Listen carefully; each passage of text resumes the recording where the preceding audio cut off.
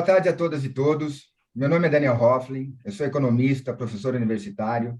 Estou aqui com Lício Raimundo, economista e professor universitário, e com Márcio Sampaio de Castro, jornalista e professor universitário. Nós estamos inaugurando hoje um programa aqui nos Jornalistas Livres. Todas as quartas, das 6 às 6h30, uma equipe de professores universitários, formada por 6 economistas, 2 historiadores e um jornalista, estará se revezando aqui para discutir os principais problemas do mundo contemporâneo e como eles afetam o nosso dia a dia. A ideia aqui é fazer uma reflexão sucinta, mas não superficial, de grandes temas que afetam a humanidade e como isso afeta o nosso cotidiano. Hoje nós falaremos sobre o conflito da Ucrânia e da Rússia. Como vocês sabem, o senso comum trata esse tema com um viés anti-Rússia.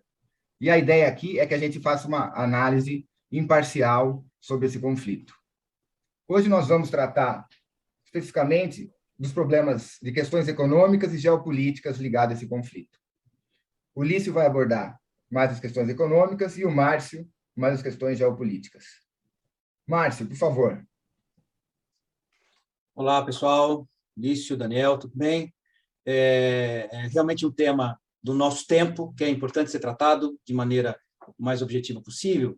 E eu acho que uma grande questão que precisa ser observada nesse conflito que acontece agora na Europa Oriental é o choque entre duas forças que vinham se contornando, se atritando de maneira colateral, ou às vezes de maneira direta, mas que agora realmente nós temos um embate mais claro entre essas duas forças.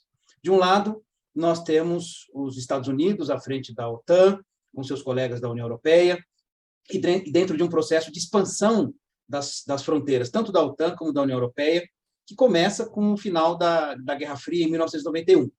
Essa expansão chegou até as fronteiras da Rússia, a partir de países como os países bálticos, Letônia, Estônia, Lituânia, e tinha na Ucrânia, ou tem na Ucrânia, um espaço estratégico para a sua consolidação.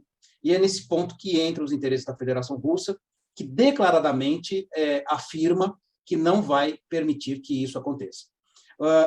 A consequência dessa postura, tanto de um lado como de outro, é que nós chegamos ao conflito armado, chegamos às vias de fato, né?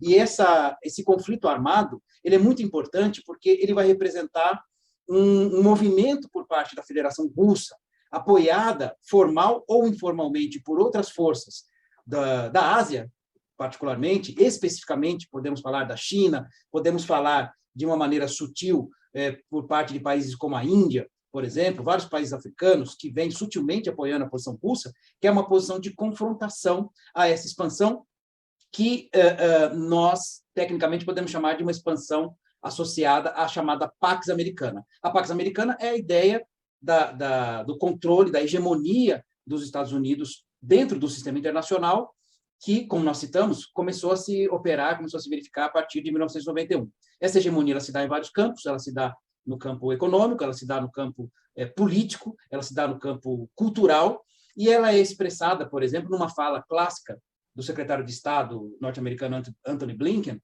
quando, ainda no começo da gestão Biden, ao se referir à China, ele vai dizer o seguinte: os chineses precisam jogar de acordo com as regras. Que regras são essas? É importante perguntar. São as regras exatamente colocadas pelo hegemon, em termos de relações internacionais, em termos de geopolítica, representado pelos Estados Unidos.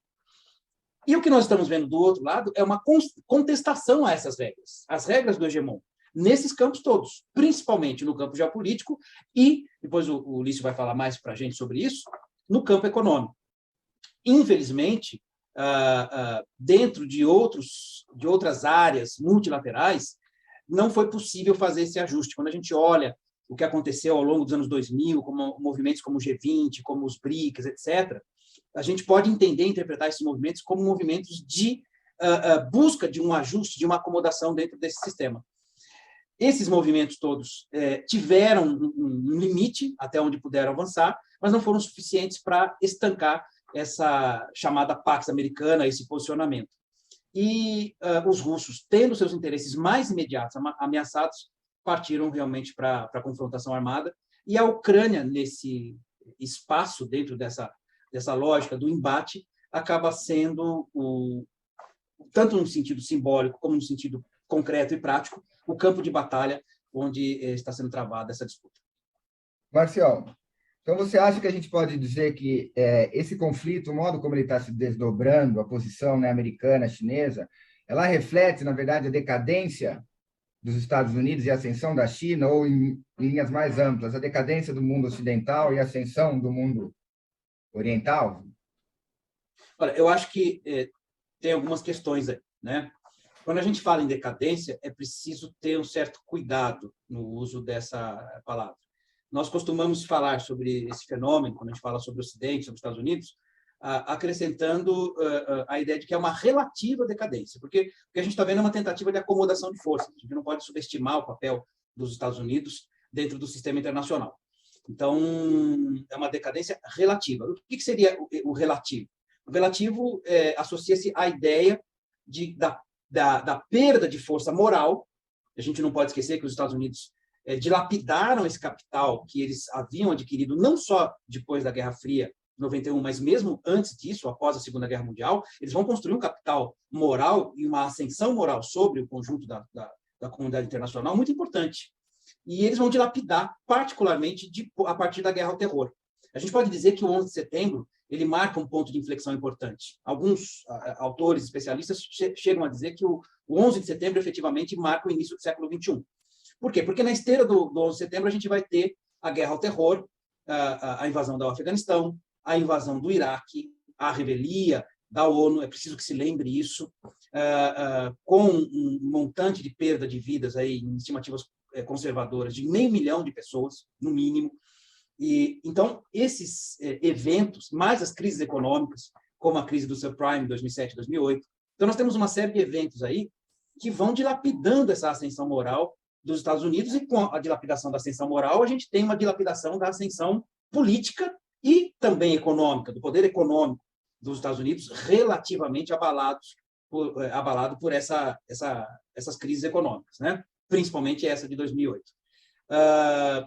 Do outro lado, como você bem colocou, a gente tem a ascensão da Rússia e da China, né? Principalmente da China, sob o ponto de vista econômico, e hoje a gente pode dizer que a China é a fábrica do mundo.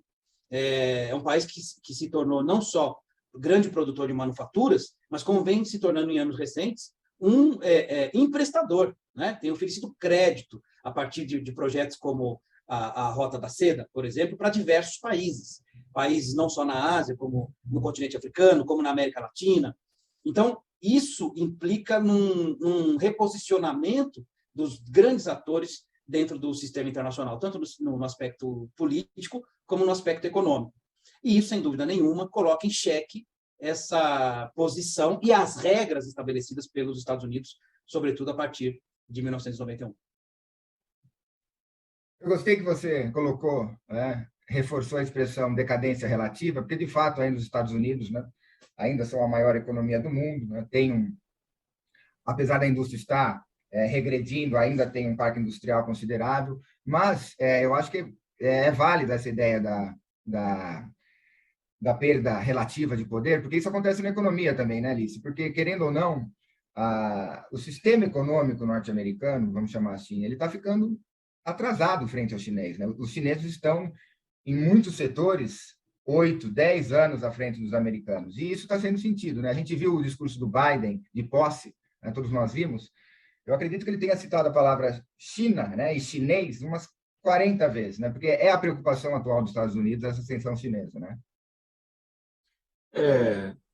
Daniel, os Estados Unidos estão, a meu juízo, no meio de um processo doloroso e a gente não sabe exatamente o resultado desse processo. A gente torce para que ele chegue a um bom termo, mas a gente não pode garantir que ele, de fato, vai chegar a um bom termo. Qual é esse processo? Um processo de aprendizagem, no que diz respeito a conviver com outras potências que estão em vários campos à frente deles, americanos, né? Então, portanto, é uma espécie de necessidade de conviver com o outro, algo que não é muito próprio de uma nação que aprendeu nos últimos 70 anos, certamente, com ênfase, a ser a primeira em tudo. Né? Os Estados Unidos, desde a Segunda Guerra Mundial, eles emergem como uma potência hegemônica que conviveu durante a Guerra Fria com a União Soviética, mas no campo ocidental foi a nação que fez expandir a sua hegemonia do ponto de vista comercial, não é? Em grande medida,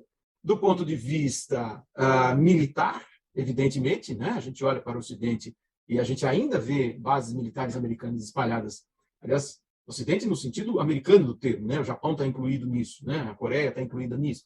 Então, do ponto de vista militar, a América se expandiu se expandiu de uma forma dominante, né?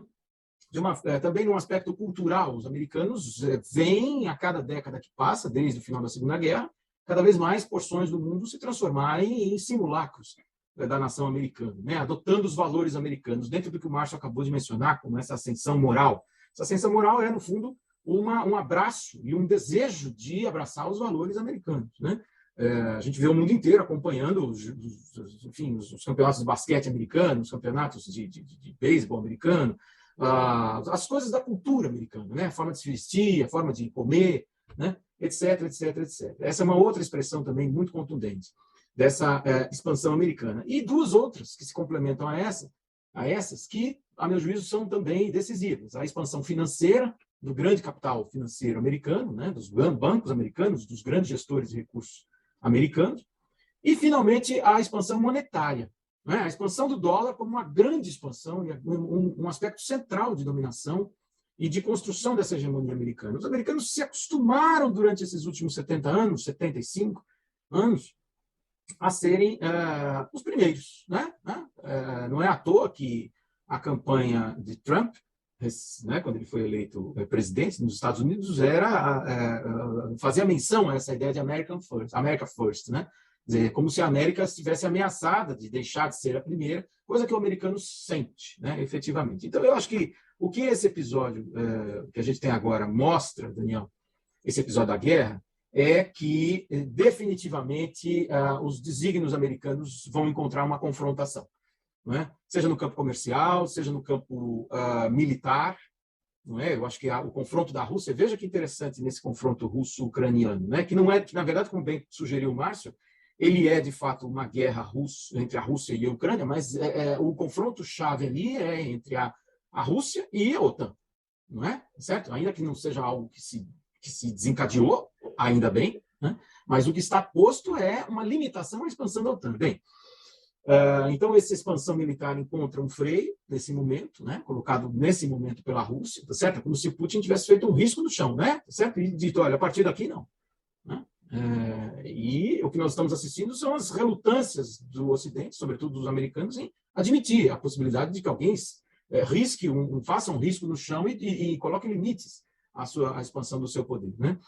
Bom, mas o que eu quero chamar a atenção, Daniel, brevemente, se você quiser a gente pode voltar a esse ponto, é que a gente vive um limite à expansão do dólar. Eu acho que essa expansão monetária, essa dimensão da hegemonia americana, essa dimensão monetária da hegemonia americana, ela está encontrando agora sérios problemas, e a gente teve eventos nessa semana, pelo menos dois, nessas duas últimas semanas, que corroboram esse, ao que parece, limite de expansão do dólar como expressão da hegemonia americana.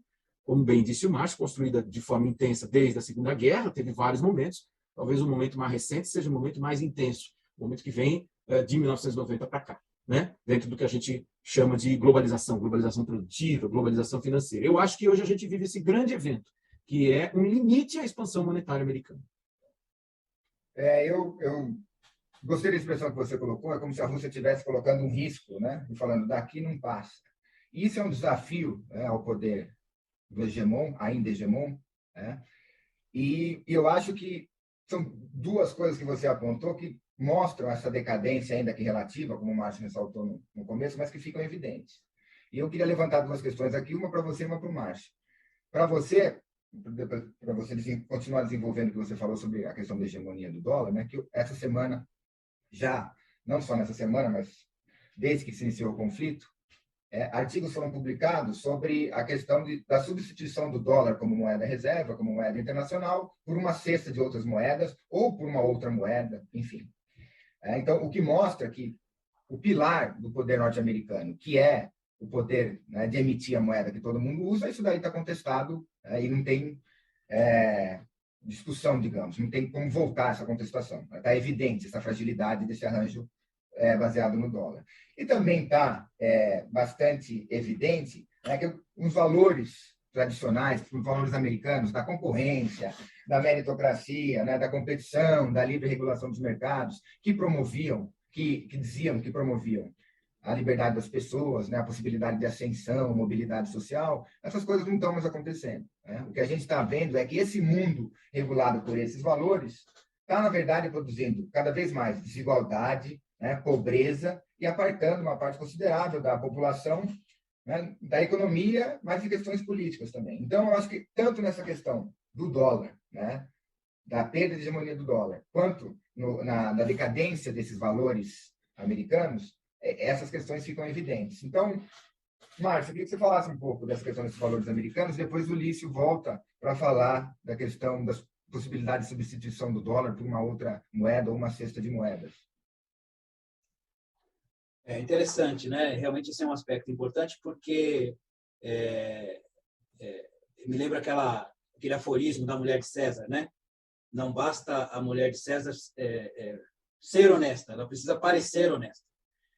E quando a gente vê, quando eu mencionava, né, na minha participação anterior, a dilapidação desse capital moral dos Estados Unidos, e citei a invasão do Iraque, etc., eu não sei se os amigos viram, há uma semana, o líder do Paquistão fazendo uma fala pública, e ele mencionava o seguinte: eu acabei de receber no meu gabinete o embaixador da União Europeia, e ele veio nos cobrar um apoio às sanções contra a Rússia. E aí ele complementa, ele diz assim: naturalmente, nós não vamos ceder o nosso apoio às sanções contra a Rússia. Quem eles pensam que nós somos? Ele faz essa pergunta: quem eles pensam que nós somos? Em 2001, eles atacaram o Afeganistão e pediram o nosso apoio, e nós demos. Morreram depois disso milhares de paquistaneses nas nossas fronteiras, e eles nunca vieram nos agradecer. E agora eles vêm nos dizer o que a gente tem que fazer? E aí foi ovacionado pelo público ali que estava acompanhando o discurso dele. Agora veja, um discurso que naturalmente não ganhou traço, né? Ganhou traço na mídia ocidental. Ninguém sabe disso. Eu pude ver enquanto a gente tinha acesso ao Russia Today, né? Que foi bloqueado recentemente, esse discurso. Agora, o que tem por trás desse discurso? Eu acho que mais importante do que o discurso é o que ele indica, o que ele aponta, o que ele demonstra. Tem acompanhado alguns discursos também de embaixadores africanos no âmbito da Assembleia Geral da ONU e no âmbito do Conselho de Segurança, dos países africanos que fazem parte. E a temática é muito parecida nas falas. É uma temática de questionamento dessa posição, no mínimo, ambígua do Ocidente. De levantar bandeiras, como as bandeiras dos direitos humanos, as bandeiras da segurança coletiva, etc., mas que na hora de entregar para esses países, para esses atores, isso não acontece. Então, vejam, a gente percebe um movimento que esses países estão cada vez mais desembarcando desse apoio automático à liderança estadunidense dentro do concerto internacional. Isso está claro. Quando a gente olha, por exemplo, a própria votação, né, que ocorreu no âmbito da Assembleia Geral da ONU contra a invasão russa, o que chama a atenção? Pelo menos a mim me chamou muita atenção. Além de China, Coreia do Norte, Venezuela, Cuba, que votaram contra ou se abstiveram, vale a pena olhar os outros países. Então, você tem 20 países do continente africano que se abstiveram de votar a favor da moção de condenação contra a Rússia. Você tem vários países da Ásia chamando a atenção. Eu estava vendo ontem uma fala bem interessante também, né? O governo Biden conseguiu uma proeza. Ele conseguiu unir o Paquistão e a Índia. Colocaram o Paquistão e a Índia do mesmo lado, que é a favor da Rússia, certo? Porque a Índia também não aprovou a moção da Assembleia Geral da ONU. O Paquistão não aprovou a moção da Assembleia Geral da ONU. Dentre os países africanos, a África do Sul não aprovou a moção da ONU.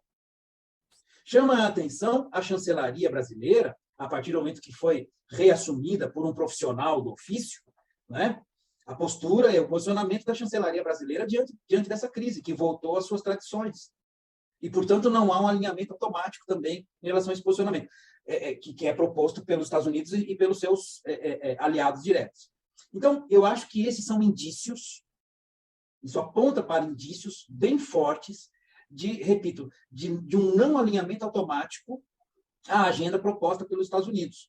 Então, a mim, isso diz muita coisa a respeito dessa perda de ascensão dos Estados Unidos sobre uma série de países, sobretudo os países do chamado Sul Global. E na medida em que essa condição, esse cabo de guerra que nós estamos vendo ali na Ucrânia, ele se estenda e o argumento mais emocional em relação ao conflito, que ninguém aqui apoia o conflito, é óbvio, né? Mas que esse argumento mais emocional e mais maniqueísta em relação ao conflito vá perdendo fôlego, vá perdendo força, é possível a gente imaginar que cada vez mais outros países vão perder a sua timidez, a sua restrição em relação a se posicionar de maneira mais clara e vão começar a se posicionar num movimento parecido ou próximo ao movimento do Paquistão, que eu citei aqui no começo da minha fala. Márcio, um país que também se absteve, né, ou votou contra, não tenho, agora vocês talvez saibam melhor do que eu, foi a Arábia Saudita, né? O que é muito sintomático, né? Muito sintomático. Significativo, né? Também. Muito significativo. A Arábia Saudita tinha, até muito pouco tempo atrás, um alinhamento quase que automático com os Estados Unidos, né? E depois da ascensão do príncipe herdeiro, né, chamado MBS, né, certo? São as iniciais do nome dele, eles sistematicamente vêm dando sinais de que vão adotando uma postura diplomática que está muito mais alinhada com os tempos que correm, né? Onde a ascensão chinesa passa a ser considerada como uma peça central desse xadrez político da política internacional, né?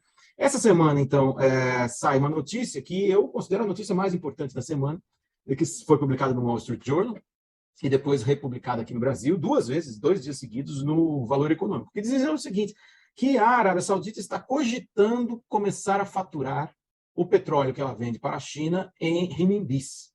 A China compra da Arábia Saudita 25% do petróleo que a Arábia Saudita vende para o mundo todo, né? Então, do total vendido pela Arábia Saudita, a China compra 1/4 desse petróleo. A China compra 1,76 milhão de barris de petróleo por dia da Arábia Saudita. Só para a gente ter uma ideia de comparação, uma ideia de grandeza, os Estados Unidos compram 500 mil barris diários da Arábia Saudita, né? Então, vejam, eles compram um terço do que a China compra, é isso, então, Liz? Mais ou menos? Ele compra um pouco menos de 1/3 do que a China compra, né? Já foi muito mais. Os americanos chegaram a comprar 2 milhões de barris diários dos sauditas há tempos atrás, mas hoje esse número caiu. Veja, quando os sauditas passam a operar em dólar exclusivamente, a faturar a sua venda em dólar, né, do petróleo, quando se fez isso? Isso se fez nos anos 70, tá certo, né? A partir de um acordo explícito entre o rei saudita e Richard Nixon, presidente americano, não é? Esse foi um dos elementos centrais que fez com que o dólar passasse a ser cada vez mais uma moeda de conta internacional, ou seja, uma moeda denominadora de contratos. Quando o dólar, que é uma commodity-chave nessa nossa civilização industrial, né, como sabemos, ela passa a ser cotada em dólar pelos sauditas, que são os maiores exportadores mundiais de petróleo, como a gente sabe, né? Automaticamente, não só o petróleo vendido por outros países passou a ser também vendido em dólar, né, faturado em dólar, mas várias outras commodities minerais e também agrícolas passam a ser, na sequência, na esteira desse processo, também faturadas em dólar. Então, é claro que isso foi uma peça-chave para a fixação do dólar como uma moeda-chave internacional, né? Se você vai tomar uma decisão sobre como compor as suas reservas internacionais, bom, é prudente que você não fique 100% em dólar, como acho que país nenhum no mundo tem, né, suas reservas 100% em dólar. Mas é prudente que você componha a maior parte das suas reservas naquela moeda que é a moeda de denominação de contratos das principais commodities internacionais. Claro, se você precisar comprar petróleo, você vai ter que pagar em dólar. É melhor que eu tenha dólares na minha reserva, certo ou não? Né?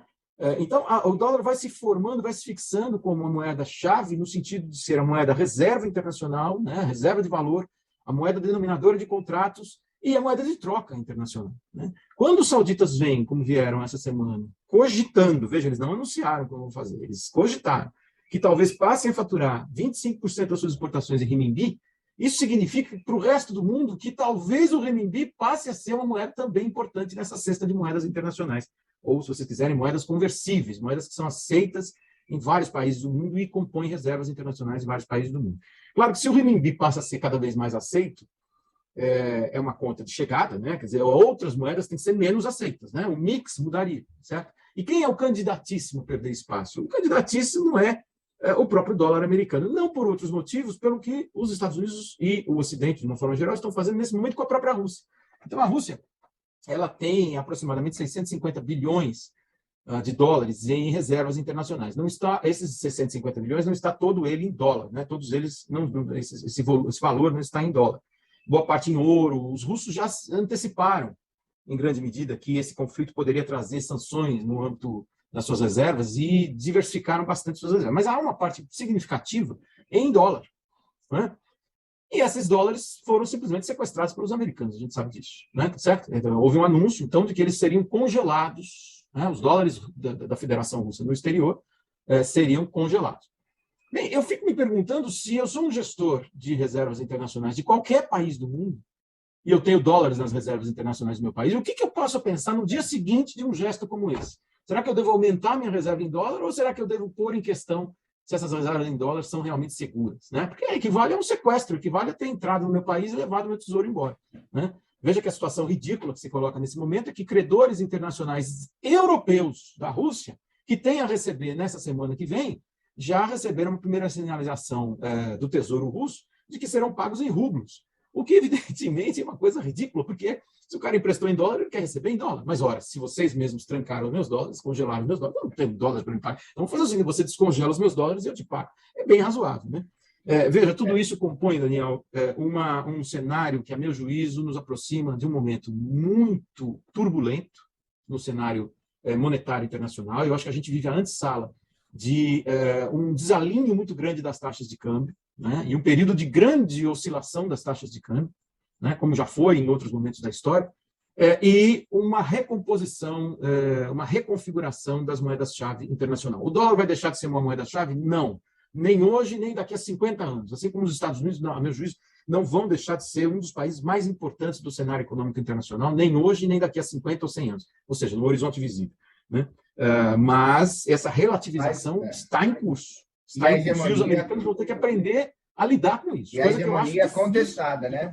Sem dúvida. Porque, hegemonia contestada. Como você falou, e é bom a gente olhar para a história, né? Que a história é sempre a principal área de conhecimento para a gente entender os problemas do mundo contemporâneo. Por exemplo, em 79, quando a hegemonia do dólar foi contestada, os americanos subiram a taxa de juros, né? E conseguiram reafirmar essa hegemonia. Hoje eles não podem mais fazer isso. Então, esse mecanismo eles não têm mais. Né? E interessante que você está falando que essa mudança, né, de moeda para uma outra cesta de moedas, nós já vimos na história, né, no final do século XIX, começo do XX, com certeza adentrando o século XX, como a Libra vai perdendo a primazia no mercado mundial, né, como era reserva, e o dólar ocupa esse espaço. Pode ser que a gente esteja hoje vendo isso novamente. Né? Então, acho que fica aqui dessa conversa com vocês dois é que nós que nascemos nos anos 70, 60, mas quem nasceu desde os anos 40, aí, vamos dizer assim, que a maioria das pessoas hoje vivas, nós nascemos num mundo aqui dominado pelos americanos, que foi no mundo ocidental, um mundo no qual a nossa referência de poder era nos Estados Unidos. E a gente está vendo a coisa mudar. Né? Então, pode ser que as próximas gerações aí vão crescer num mundo que não vão mais assistir necessariamente filme de cowboys, beber Coca-Cola, mas sim ter outras referências culturais que não as americanas, o que é muito saudável, né? Porque geralmente são referências muito pobres. Mas, enfim, eu quero agradecer vocês dois pela participação. Tá? Falar para o pessoal que está nos assistindo que, se gostou do programa, deixe um like e espalhem o link com os seus conhecidos nas suas redes sociais. Tá bom? Obrigado, pessoal. Obrigado, jornalistas livres. Até quarta. Obrigado. Até mais. Obrigado, Daniel. Obrigado, Márcio. Um abraço. Tchau, tchau. Um abraço.